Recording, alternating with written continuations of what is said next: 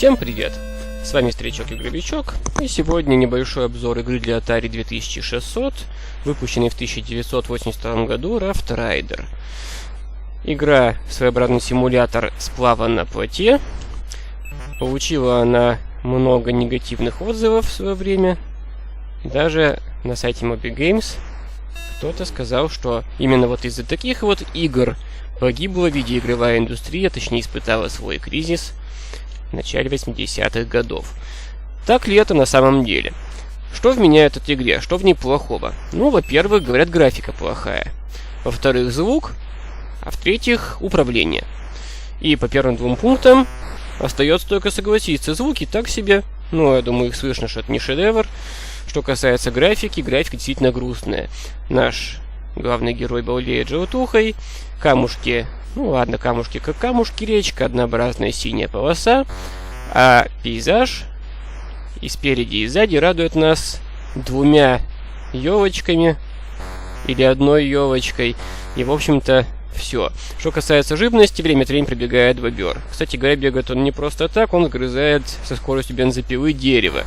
Если пробежал бобер, значит впереди по течению появится упавшее дерево. И еще лоси, которых почему-то в этот раз очень много. Видимо, тоже решили покрасоваться. Вот бобер побежал. Да, нарисован бобер профессионально. Шикарно просто. И вот оно, коричневое в потоке дерево упавшее. А вот что касается управления, тут я не соглашусь с рецензентами. Все дело в том, что управление здесь, наверное, не должно быть сильно хорошим. Это же плот, а не какой-то катер.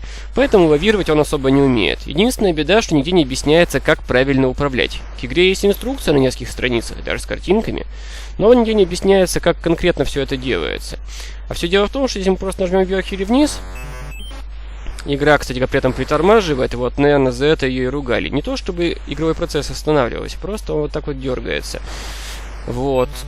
Если мы нажмем вверх или вниз, просто уплывем куда-то вверх или вниз, и все. Для того, чтобы лавировать точно, вот так, да, с точностью до 2-3 пикселей приземляться где-нибудь в какой-нибудь стороне, надо нажимать кнопку назад все время, после каждого движения. Тогда все получится очень даже неплохо. Вот почти получилось. Ну что ж ты будешь делать? Ладно, предпримем еще одну попытку. Итак, управление, в принципе, соответствует плавсредству. Плот, он и есть плот, в конце концов, чудес от него ожидать не стоит.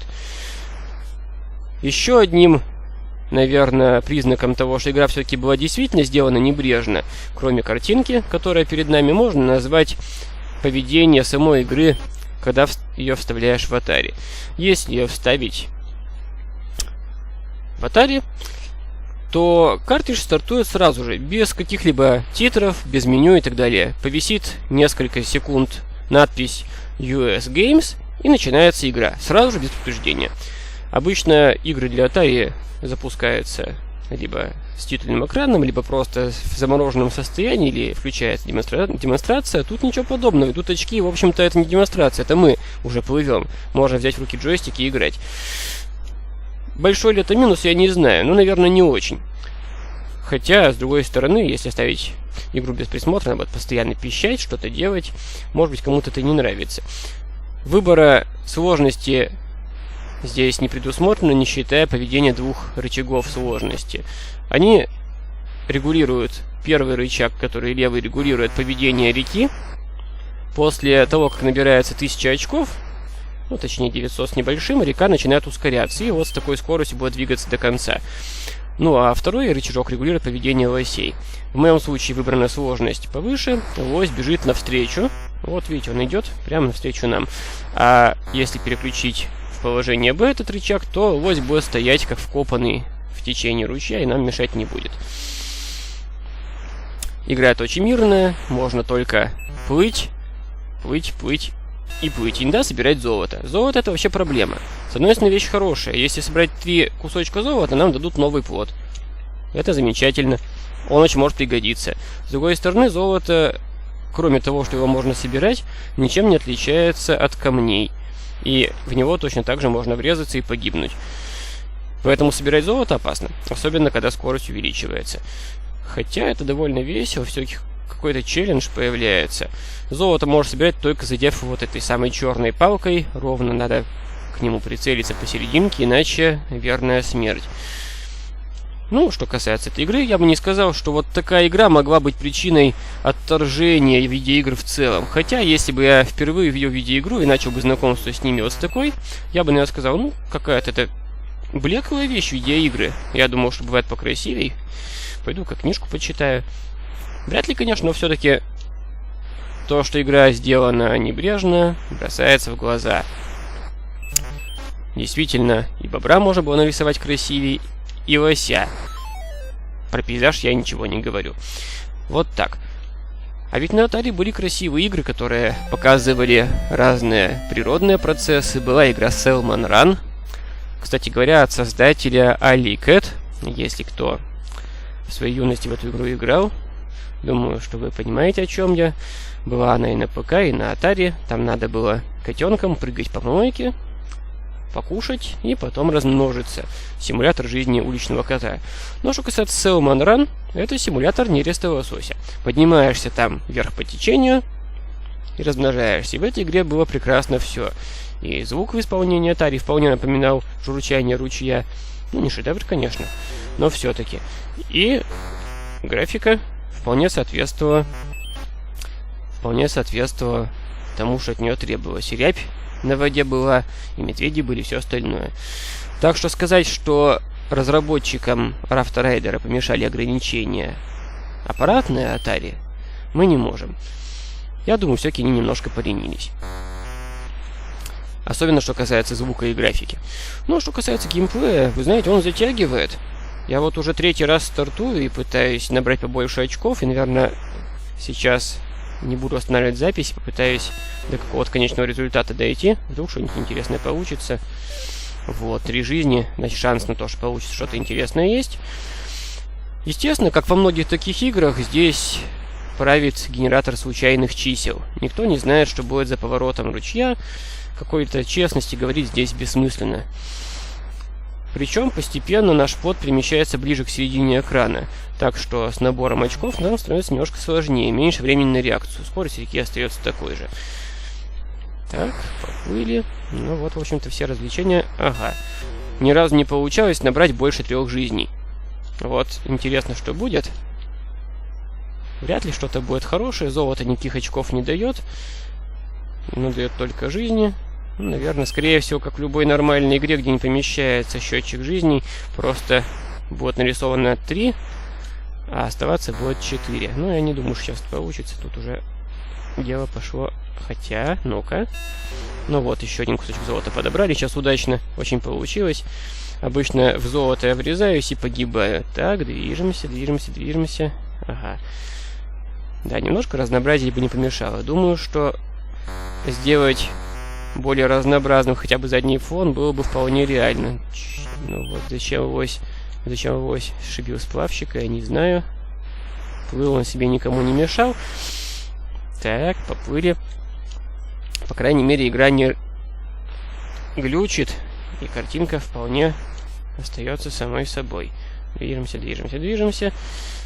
Так, ну вот, в общем-то, на этом мои мысли по поводу этой игры исчерпаны. Попробуем просто сыграть и добраться подальше. Будем считать, что эти очки это у нас расстояние, потому что начисляются нам они только за движение. Можно условно сказать, что это количество метров, пройденных по течению. Ну и попытаемся сделать этот сплав похожим на сплав, а не на просто бултыхание в реке. Наша постапокалиптическая речка, где даже лоси собираются исключительно плавать и не хотят ходить по желтому берегу, на котором нет ничего, кроме 3 елок. Вечно так, движемся. Интересно. Так, ну вот. Я думаю, что получится довольно много очков набрать. Если кому-то интересен игровой процесс, можно понаблюдать. Хотя на самом деле это уже моя попытка немножко набрать больше очков. Потому что сказать мне про эту игру, в общем-то, больше и нечего. Обзор короткий. Небрежность в виде игровых разработчиков действительно может оттолкнуть. Ведь Atari умела очень много, я это уже сказал. Так. Интересно, такое ощущение, что слегка замирает звук, когда нажимаю движение, хотя, может, мне показалось. Ну, так, движемся. Да. Ну, что касается вот этого замедления, когда мы нажимаем вверх или вниз, можно считать это не багом, а фичей. Будем считать, что это симуляция того, как дергается плот, когда палка погружается в воду и цепляется за дно.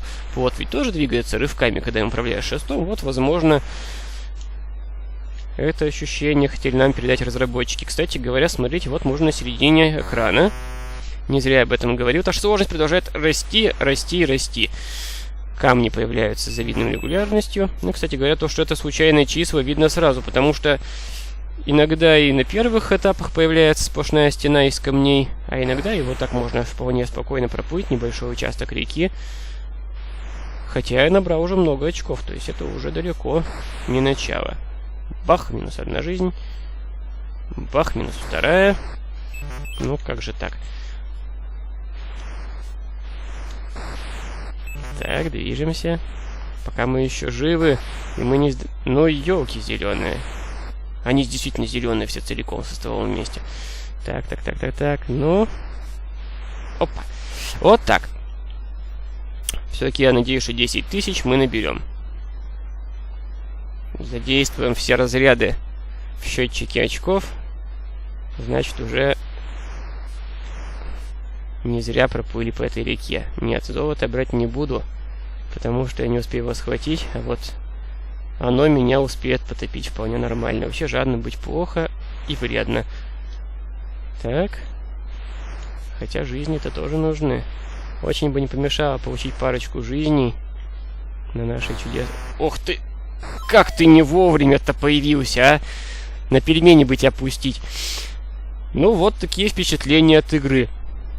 Всем спасибо за внимание. До новых встреч.